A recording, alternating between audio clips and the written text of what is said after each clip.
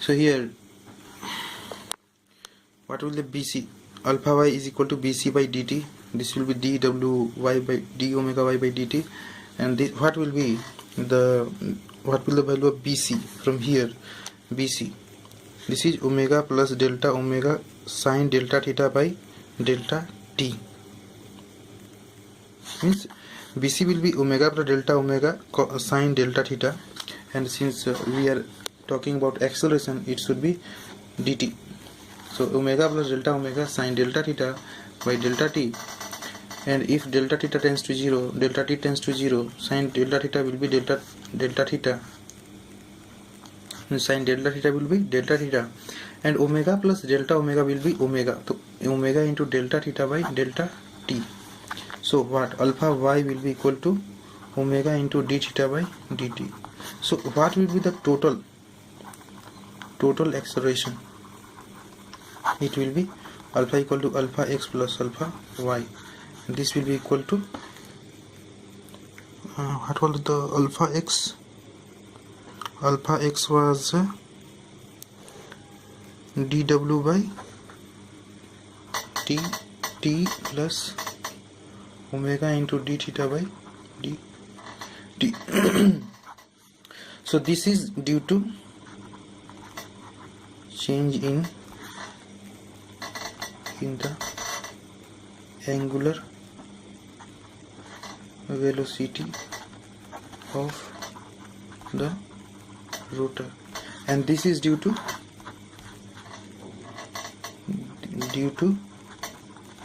change in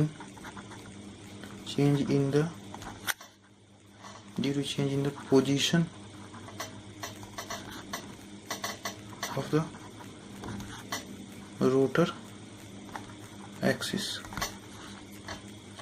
due to change in the position of the rotor axis along y axis oblique axis of precision. Are you understanding it?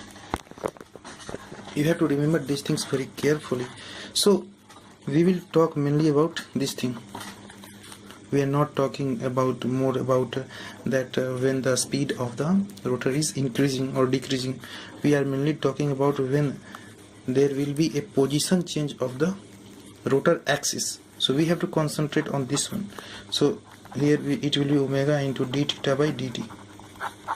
Okay, and d theta by dt is called angular velocity of axis of precision. There may be some spelling mistake, you have to just you have to understand, right? So it will be omega p. Omega p is angular velocity of axis of precision. And torque is equal to I into alpha. So I into omega p. I is equal to moment of inertia of the disc. Means if it is a disc, then its moment of inertia will be mr square by 2, right? But normally radius of gyration is given, and we can find moment of inertia by mk square. M is equal to mass of the disc or body.